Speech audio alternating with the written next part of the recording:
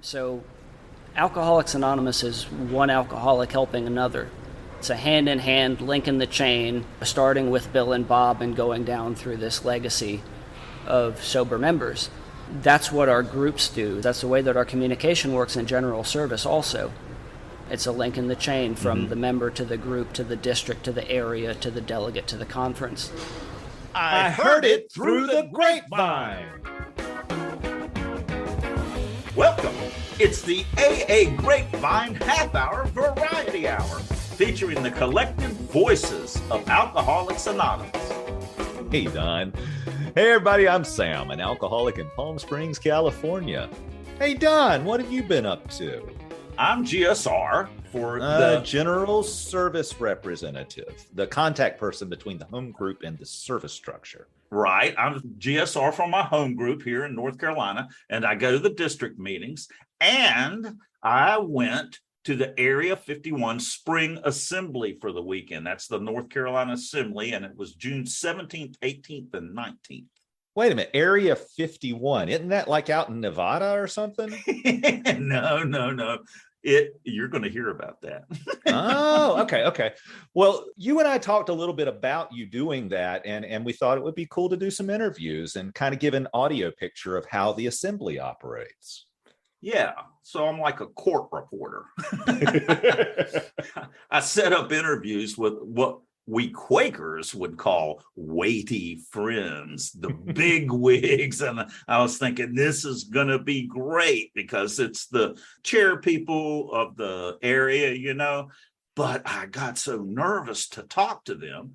I was getting ready to drive to Charlotte, and I got a call independently from each one of them. Each one of them? All three of them called me up to say, Don, now, what is this we're going to be doing? I'm so nervous about this. And I kept saying, why are you nervous? You've got to sit up on this dais that's 6 feet up in the air and talk to 300 people. Don't be nervous about just talking into my phone, which is why I just recorded on my phone. And it was kind of a spiritual experience for me in a way, because it was very leveling. I realized, even though they're 6 feet up in the air, I don't need to put them on a pedestal. That's where that comes from, being on a pedestal. Yeah. They're just other alcoholics who are in positions of service to Alcoholics Anonymous. The same thing that I'm doing. And we're all just trying to see what we can do to help another alcoholic. That's it. Well, so today we have three folks from just before everything got started on Friday afternoon, and then three folks recorded at the end of the weekend. The first three are the Assembly Chair, the Area Delegate, and the Area Archivist, three elected positions. And then we're going to have a couple of GSRs and a DCM. Yeah, they're the trusted servants at the group and district levels. Folks from all over NC coming to vote and to hear the delegates report on the annual conference in New York. But first, let's meet Denise, Rainer, and Keith. Here we go.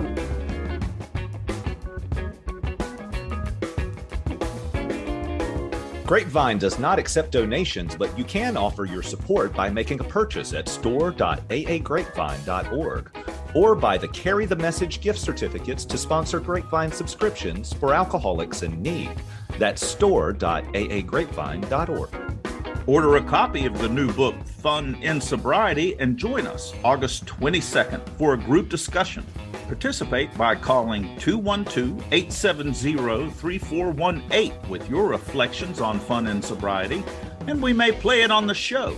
That's 212-870-3418. My name is Denise M. I'm from Raleigh, North Carolina. My home group is the Valley Group. My sobriety date is November 5th, 2003. What's your position here at the Assembly? Area Chair of Area 51, which is always very fun, being Area 51. Yeah. And it's just all of the areas are numbered, and we just happen to get number 51 because we are North Carolina, and that's where North Carolina falls in the alphabetical list. But we have a lot of fun with Area 51. Yeah, I've seen blow up aliens on stage. You will see aliens everywhere Oh. this weekend. All right. Yeah. What does the chair do? So there's stuff that happens inside North Carolina and there's stuff that happens outside of North Carolina, right? So conference is outside. So that's not my responsibility. Anything that happens inside North Carolina is the responsibility of the chair. What would you say that your position as chair, how does that help the alcoholic who walks in wanting to know, how am I going to quit drinking today? That is a really good question because it is sometimes really hard to connect those dots. And the area is part of the general service structure of Alcoholics Anonymous, right? So we are just one piece of a much larger whole.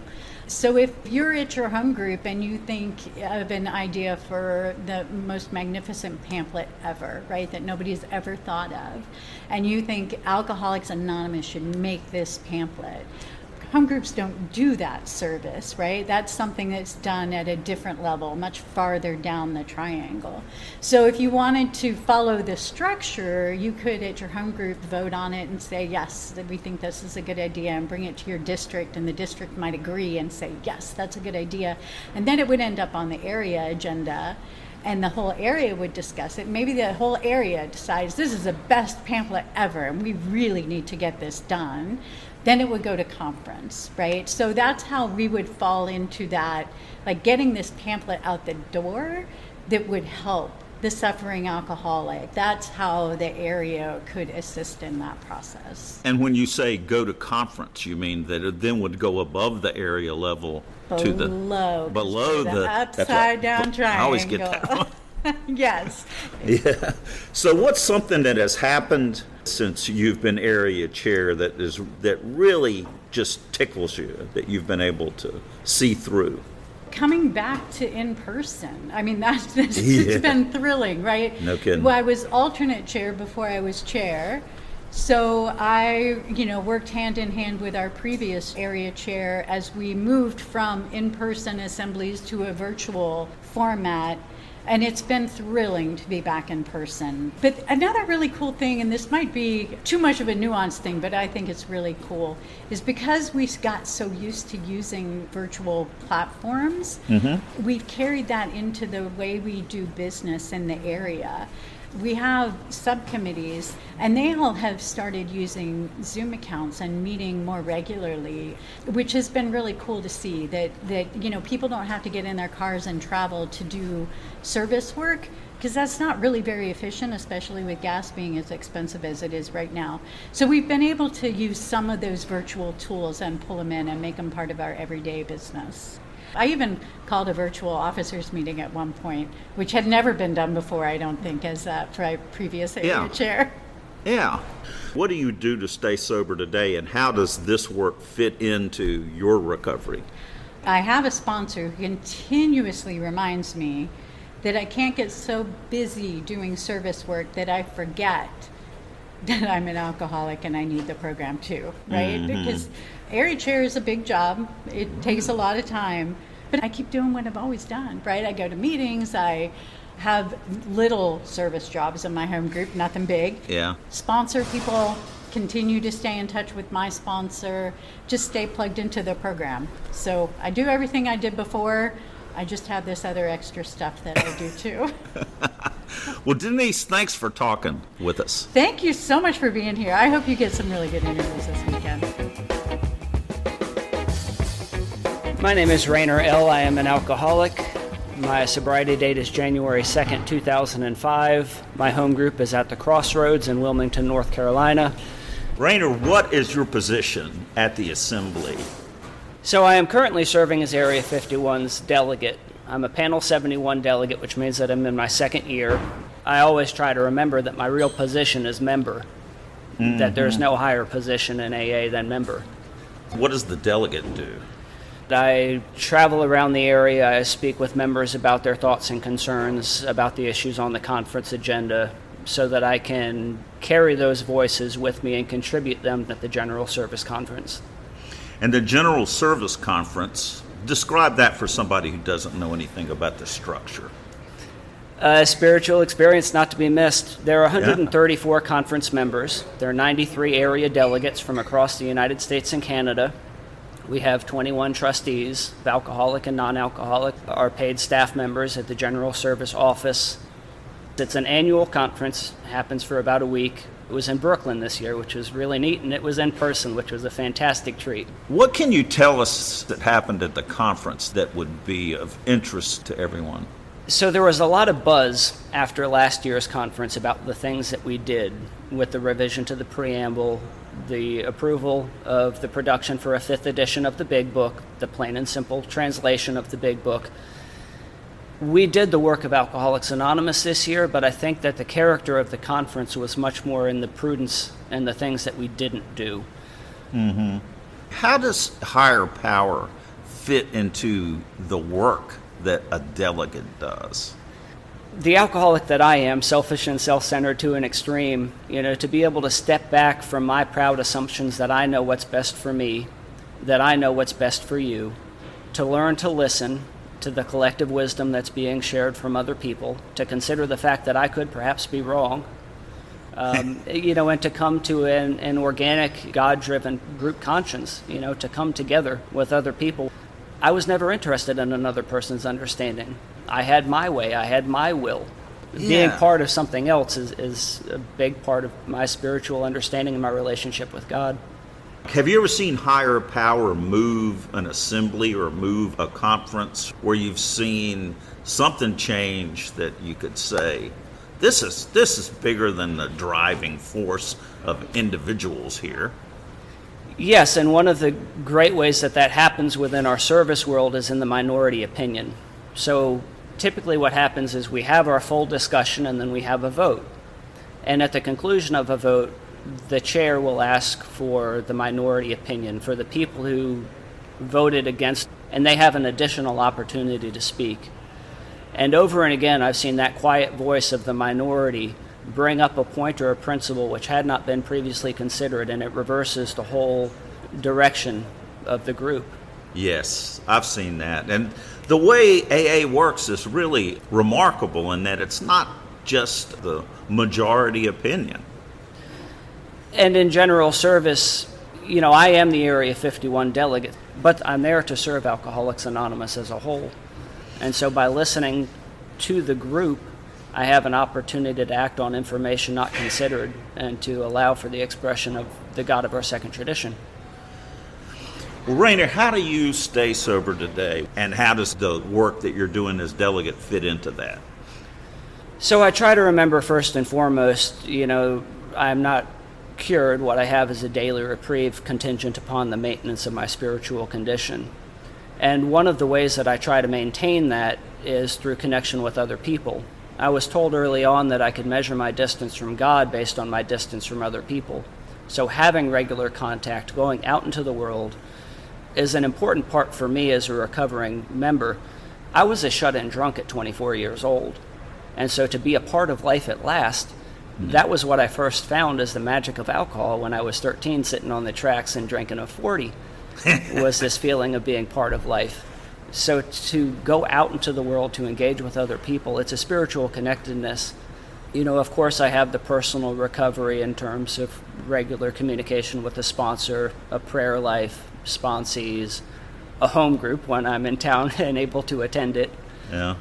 So it's not your natural inclination to stand in front of 500 people and give a report? That is a safe thing to say. But recovery for me happens from going to uncomfortable places. I don't grow by staying within a comfort zone. The comfort zone is always the same. It's that small, dark place. It's drinking by myself in the attic, turning the lights off to pretend like I'm not home. That's my comfort place. And if I want something else, I have to do something else. And by engaging in this larger world, I have a sobriety which is more than mere abstinence. I found my sponsor in the ice cream aisle of a Food Lion grocery store. I struck up a conversation because I was desperate to have a conversation with somebody. And he was the Area 51 literature coordinator. And he introduced me to a world in Alcoholics Anonymous that was not just me, that was not just my home group, It was not just Wilmington. It's a world that has grown, broadened, and deepened in a way which is just more and more wonderful as time goes by. Rainer, thanks for taking time to talk with us today. Truly a pleasure. Thank you.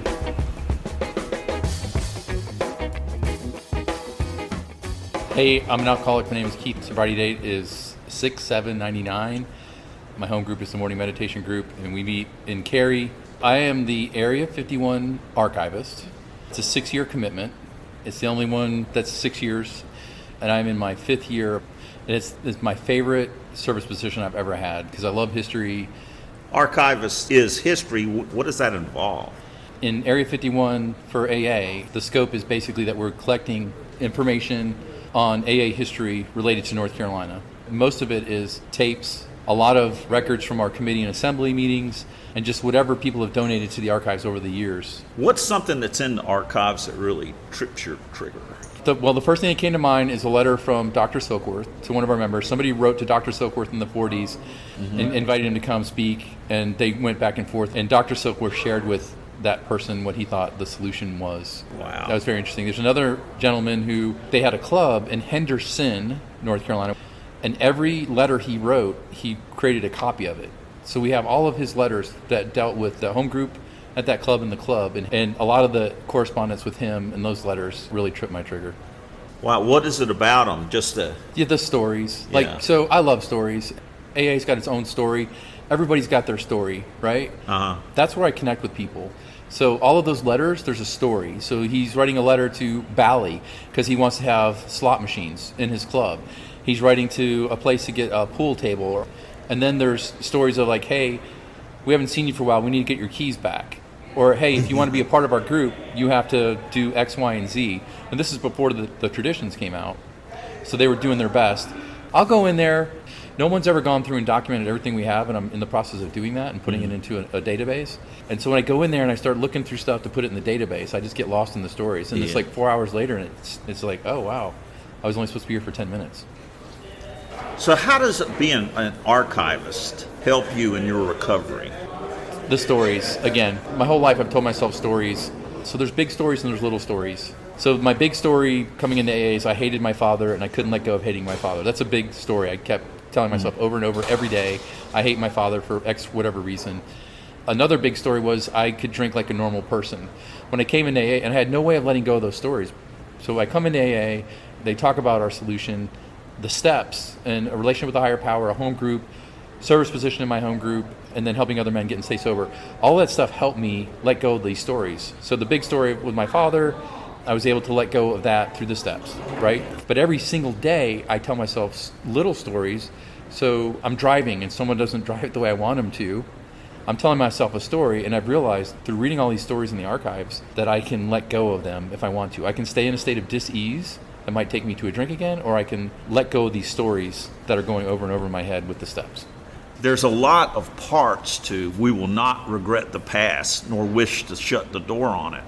It's not that our past changed, but the story changes. That we're telling ourselves about that because we're doing a spiritual solution on it instead of just trying to figure it out on our own. Yeah, and that's where the archives come in. I mean, and really, like all the basic stuff with service, it gets me outside of myself. I get to help other people, but when I'm in service in the archives or one-on-one with another alcoholic, I'm outside of myself. And it just feels so good to help other people and to like progress the archives or to help somebody get past, let go of their story or, working one-on-one with them. That's what service does for me. Wow. Helps me let go of stuff. Thanks so much for talking today. I appreciate you having me. Okay, now we'll meet Debbie, who has a lot of experience in service work, and then Patrick and Rachel, who were at the assembly for the first time. I talked to them at the very beginning of the weekend to set up. At the end, I'm going to record something and get your reflections on what the weekend was like for you. I was thrilled to see that they both volunteered to help in the assembly. Patrick was announced as one of the vote counters, and Rachel walked up on stage before the speaker meeting on Sunday and read one of the tools. Wow. And that's an intimidating experience to walk up on there. Yeah. So you said they volunteered. Right. Did they volunteered or were they voluntold? Yeah, that's a good question. Idiot. I love, I mean, here's a couple of people, first assembly, and they're jumping in. That's really cool. Way to do it. And you know what? Participating changes the whole experience. Every time. Well, let's give them a listen.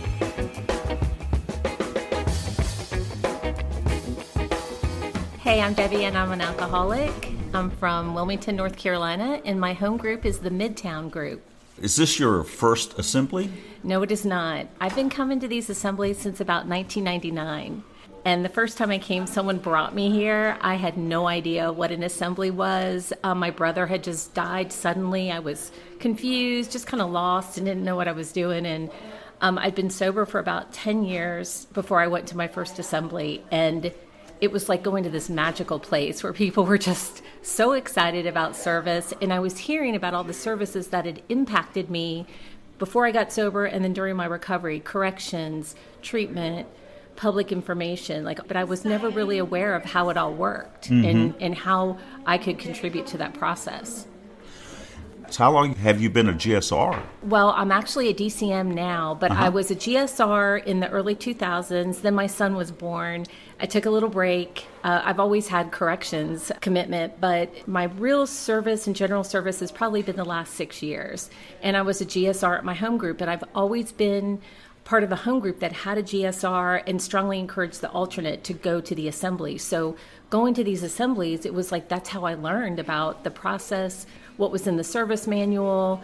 Area 51 has these policies and procedures manuals, like the secret information that nobody knows is there. But it's just amazing how much resources we have, not only the people around us, but on the AA website, area website. There's so much information at our disposal, and pamphlets had how to be a GS. Like people were talking yesterday about job descriptions. Well, there's job descriptions in our service materials.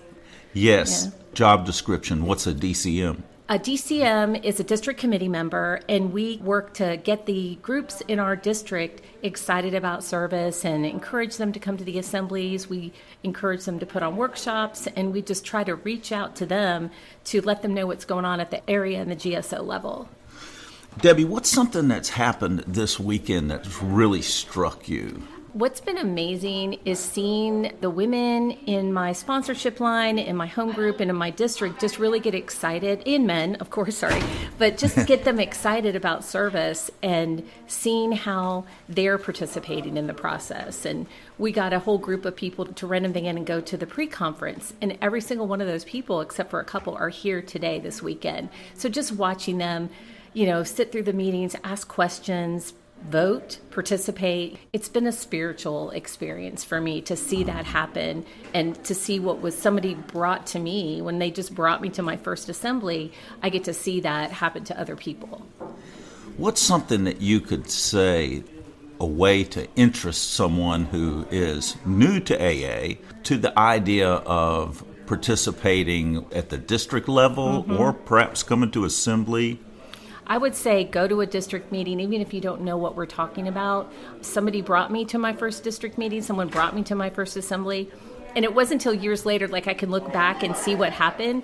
But I heard a few years ago someone say, we always have speakers from GSO come and speak on Sunday morning.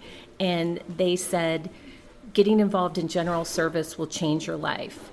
And I have seen that happen in my life and the people around me, to watch people go through different positions and become delegates and become, our delegate at the General Service Conference. And if my group is not participating at the district area level, then our group doesn't have a voice at the General Service Conference. So for me, it was the fear of missing out. Once I'd been to a couple, I was like, oh, you're all going this weekend. I don't have a service position, but I'm going to go with you, just to go and see what it's like. And every time I come to an assembly, I get ideas that I can take back to my group. And so hearing people share with the area inventory we did last night, hearing ideas. And I always think, I need to do more, but we do what we can, and then the people that come behind us will carry that on.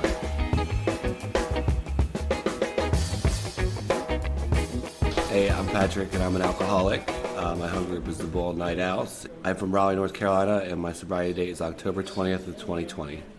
We got to stop everything. The Boiled Night Owls. The Boiled Owl. That was the name of the podcast that Sam and I did before we began doing the half-hour variety hour. Yeah, it's also a reference from the Big Book. Exactly. Yeah, so it was a group of young women that put together a Zoom meeting because they wanted to talk about the Big Book, and it was my first introduction to AA.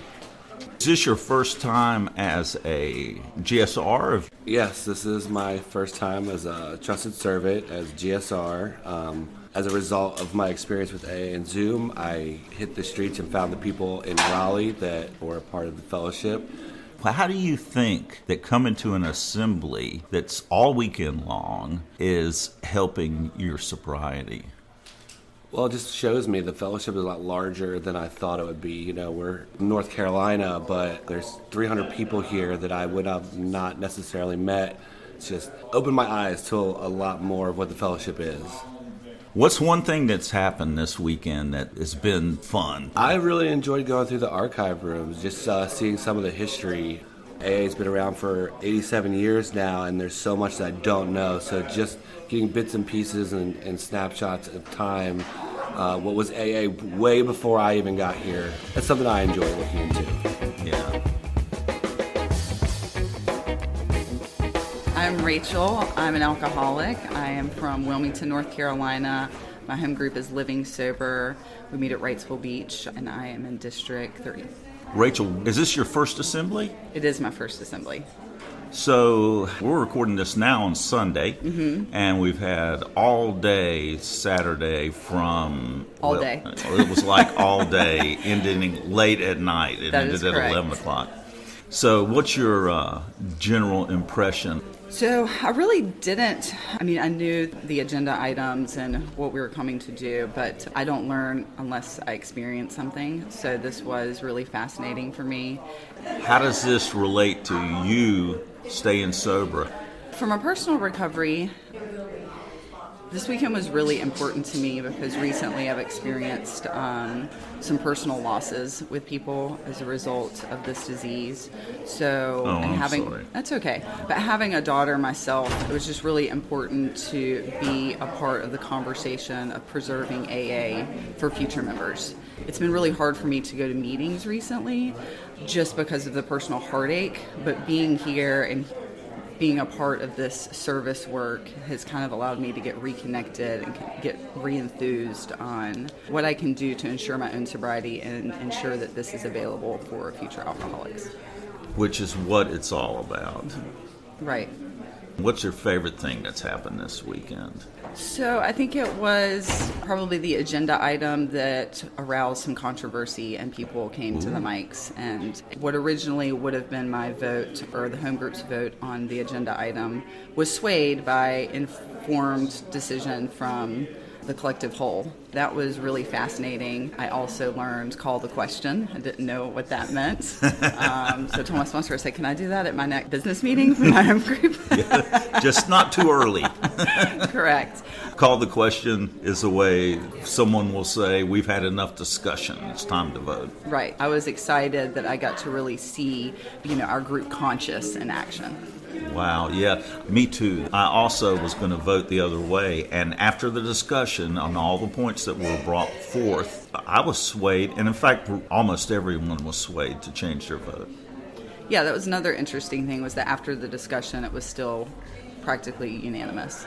What would you say to somebody who has never been before would be a good reason to come? So to connect with other members. I think anytime that we, are meeting statewide, it's very empowering to feel a part of a greater whole. Rachel, thanks so much. Yeah, absolutely. Thank you for having me.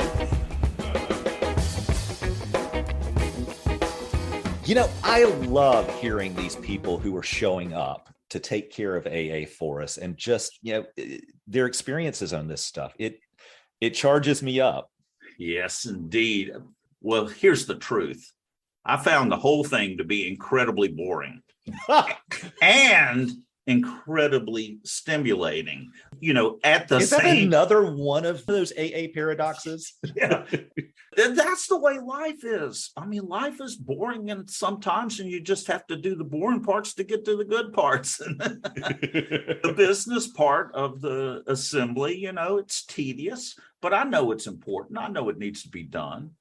But oh man, the connections with all the drunks, the new friends made, the old friends met, and all the enthusiasm and gratitude for AA and the new life that's been given us.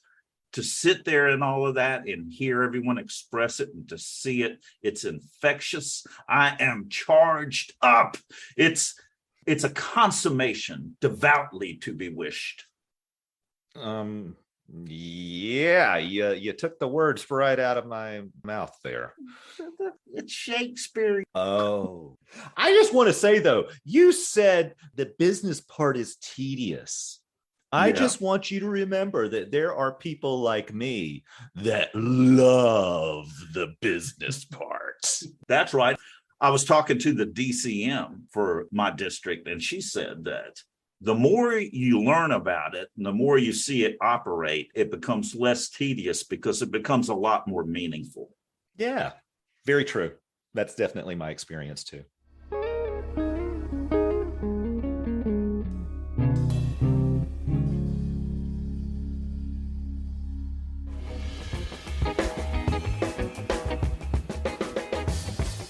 I'm at the very wit's end. Cuckoo. Hey, what's happening? I recently read that consuming alcohol can lead to bad decisions. Oh, yeah? How's that? Well, ill health, relationship trouble, various legal problems. What can you do? Yeah. Right then and there, I decided I'd have to give it up. Drinking? No! Reading.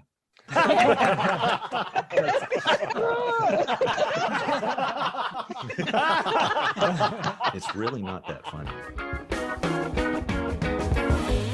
Thanks for joining us. The AA Grapevine Half Hour Variety Hour is posted every Monday and is produced by AA Grapevine, Inc. We don't speak for AA as a whole. We share the experience, strength, and hope of members to help others recover from alcoholism. Podcast info, including how to call in, is at aagrapevine.org/podcast. Find AA Grapevine on Instagram and the AA Grapevine channel on YouTube. All things Grapevine are available at aagrapevine.org. If you want to know more about AA, Google Alcoholics Anonymous and your city or visit aa.org.